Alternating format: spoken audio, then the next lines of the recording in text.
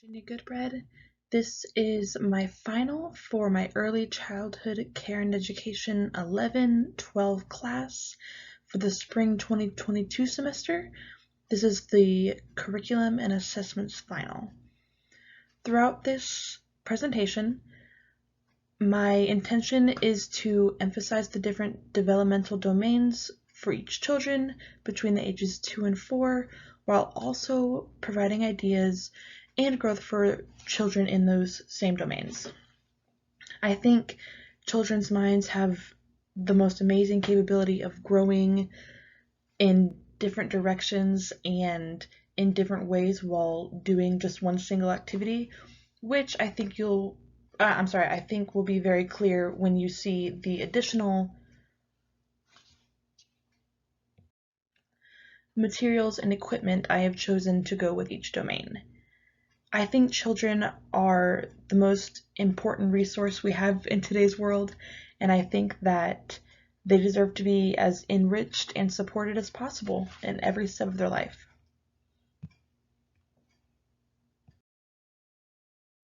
Here you will see 6 children sitting down playing instruments, and 1 child in the background not participating in the music activity. As you can see, each child is playing their own instrument. Some of them are playing in the traditional way of using each instrument, some are not.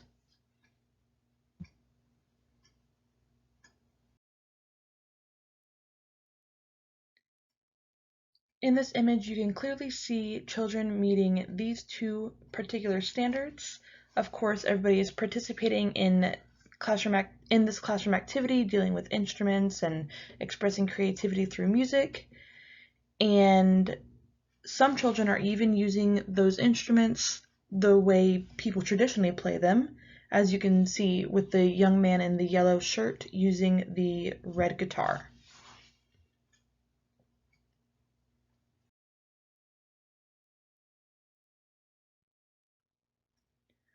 When beginning this activity, there was a child who did not unfortunately get to choose the instrument she wanted to initially, but with some redirection, as we all love to refer to it, she was able to pep herself back up, and she was perfectly fine by the time everybody really got into the activity. And as you can see, the children had a great time with their instruments, and they had fun expressing themselves creatively through music.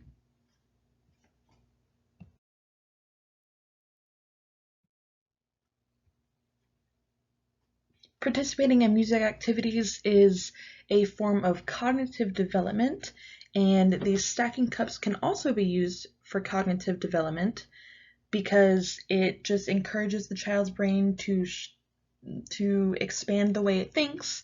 They can be sorted by size or color, and these toy kitchens are great for children learning how to run, say, their own pretend restaurant, or even cooking at home like they do with their parents at home.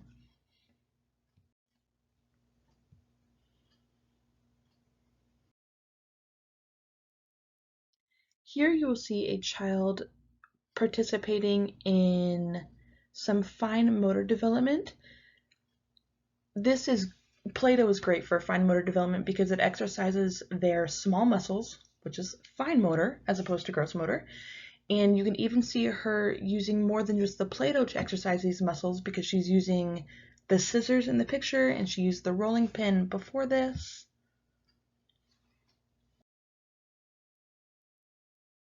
These 2 particular gelled indicators coordinating the use of hands and fingers, again, small muscles, fine motor, and refining grasp to manipulate tools and objects just by using those scissors.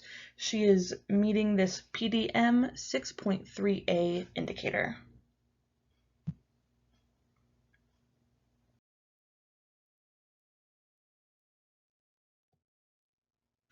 With this anecdotal record, you can see that young Lily chose to play with Play-Doh from 2:45 until about 3:30.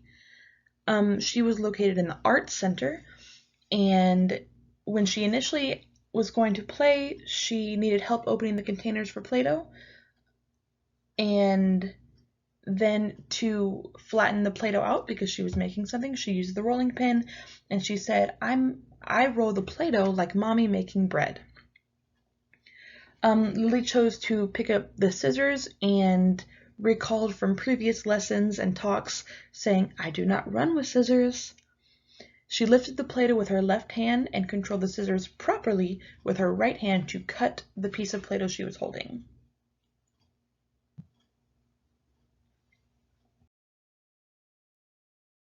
Some more great tools to encourage a child's fine motor development are stringing beads. Um, Specifically, children they love to just make things. It's great for their creative mind, and this specific sort of creation can be used with any kind of string and any kind of bead. I do encourage children to try small beads because they love making jewelry and that sort of thing, but it's not uncommon to have children who don't quite have that muscle control yet, excuse me. So I also try to keep large beads, like large wooden beads, on hand, and a large string to go through them for children who still need a little more refinement in their fine motor skills. Additionally, this spike, the fine motor hedgehog, I actually have this for my own son at home. It's been a big hit. Um, Children love, or he loves to just put the pegs in, take them back out over and over again, but it is great for their small muscle control. And additionally, the quills go inside of the hedgehog. You can take the back off and put them in, which is great for storage, and it's great for just about any activity. It's easy to take on the go.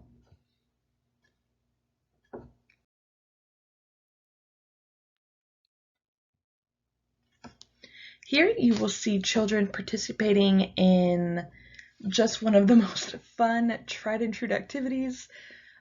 We have a large multicolored tarp, and we have multicolored balls on the inside, and the children are just tossing it up and down in the air and seeing what happens.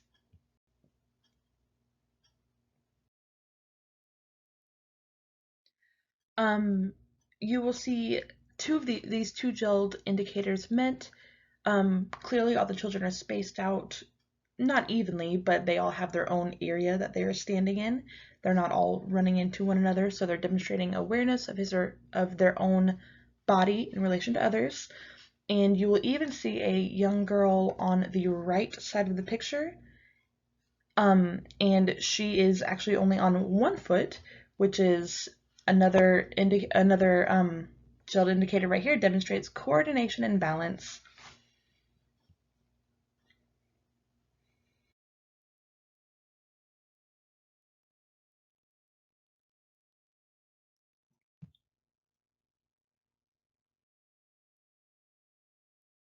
These are two more very popular gross motor materials that I actually use in my own classroom and at my own home. Of course, we have an outdoor play gym. Most preschools already have this accessible. They're great because it just allows children's minds to run wild. Children love going outside, and they're there. They of course need to be kept up carefully, and I think it's important for teachers to also participate. I mean, of course, teachers need to be able to keep track of the kids and make sure that everybody's playing properly. So standing where they need to be and supervising when necessary. But it's so good for the teachers to get up on the playground with them, and you can make it a castle, anything they like. Um, but of course, there are days when you can't go outside. It's either too hot, too cold, too wet. So this soft and safe balance beam is a big hit in my classroom. It's easily stored. It can be easily manipulated into different shapes, and it's great for children learning to balance. It's great for just children just getting some energy out, and it can actually be used by children of any age, not only between 2 and 4. My 5-year-old loves it. We've had it since my youngest son was an infant, and he's crawled over this a few million times.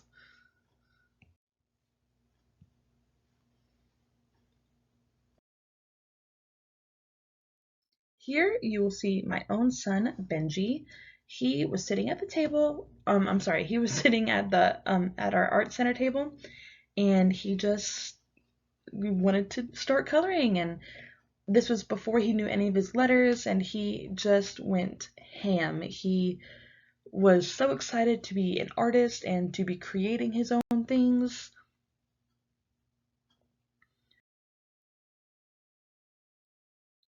At this point in his development, he could not quite yet hold um, the crayons the way you are generally supposed to hold the crayons. He didn't quite have that strength in his hands yet. Um, but we didn't want that to stop him from developing, so we encouraged him to keep going because these crayons and this material does not only affect his fine motor development, it is great for his language and communication development.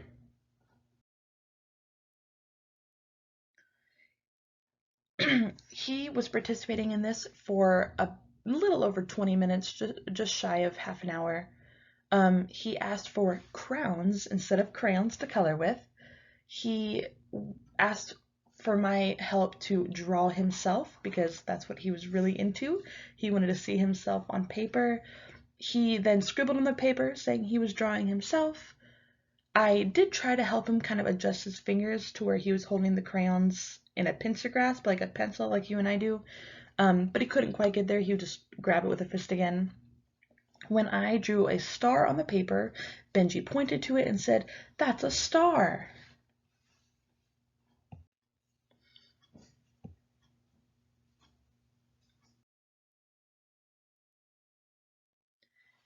There are several, probably hundreds more materials that are great for language and communication development, excuse me, and literacy development.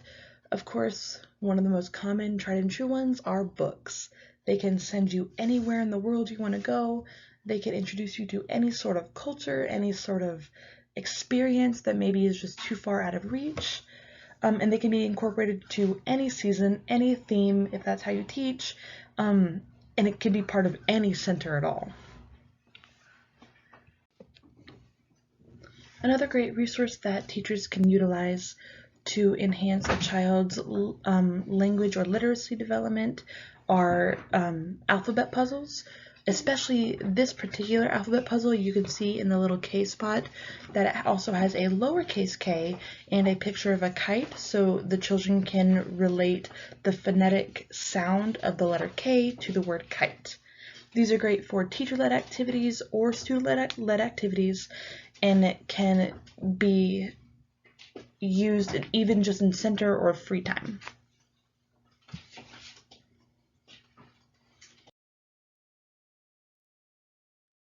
Here you will see two young girls participating in some self-help skills. Of course, they are brushing their teeth. I mean, as adults, we all understand that this is just an important part of growing up. It is children learning to take care of themselves, even if at this point and at this stage in life, they still need some adult prompting to do so.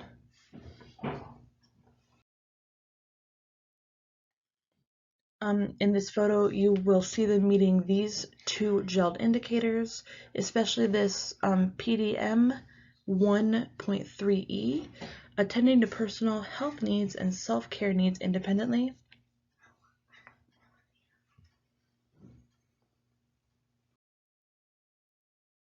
You can see through this anecdotal record assessment tool, I said that this particular assessment lasted from 12:45 to 1 o'clock. Of course, these children were not brushing their teeth for 15 minutes, but my first observation was Nicole recalling that her dentist told her that she had to clean her teeth after she eats, and she's supposed to also brush them before she goes to bed. When she said this, I saw it as a great opportunity to go ahead and play into that so that we could encourage this following of routines, this self-help skill. So Nicole took the tube of toothpaste, unscrewed it herself, put some on her toothbrush. She then told her sister Trish that she also has to brush her teeth. She was humming the ABCs while she was brushing her teeth, and then she said, "You can sing any song for it to work, like Let It Go."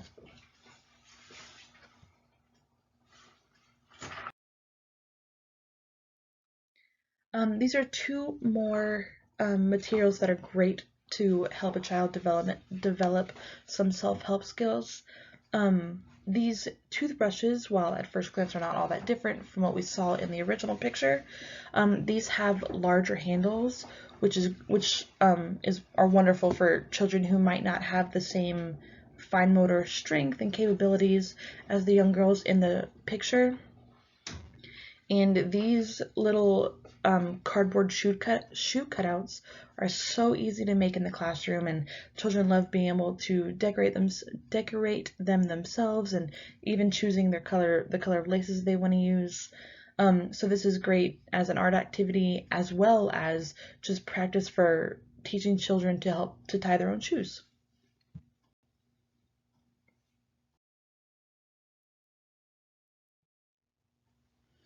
In this photo, you will see 4 children engaged in a puppet show, which is one of my personal favorite ways of encouraging social and emotional development in children. You can see that some of the children are leaned over the puppet show stand, and that others are a little bit farther away.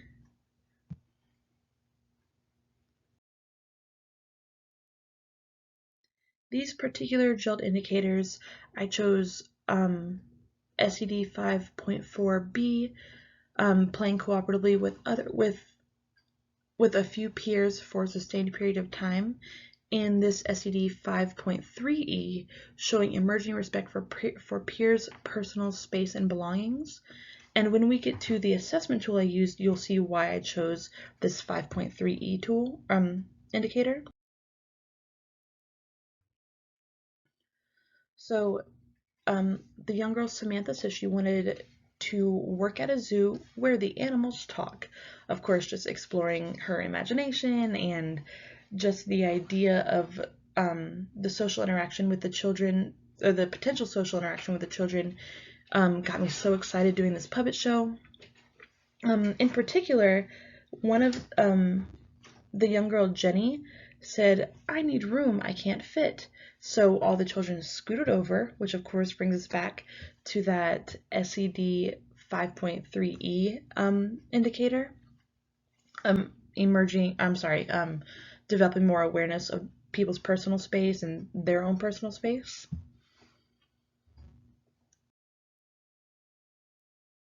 These are two more wonderful materials that I actually use personally in my own children's lives and in my classroom.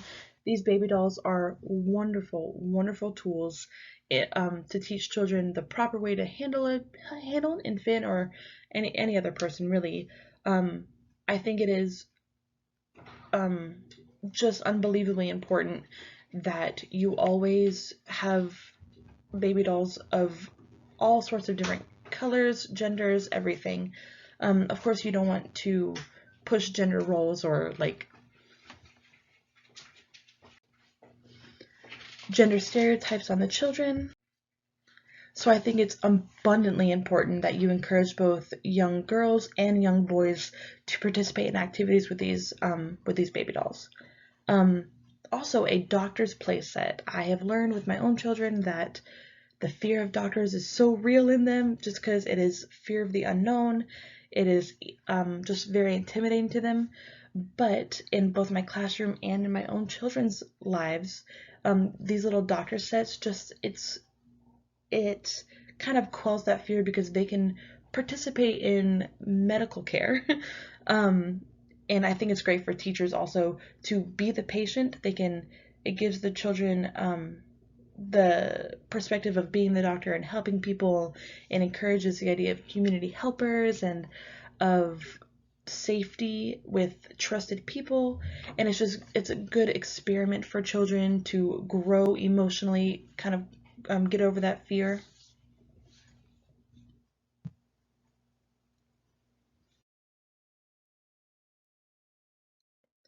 These are the references I used. especially this Bright from the Start. Those were where I got all the gelled indicators. This first one is our textbook for this class. Thank you so much. I appreciate your time. Have a good one.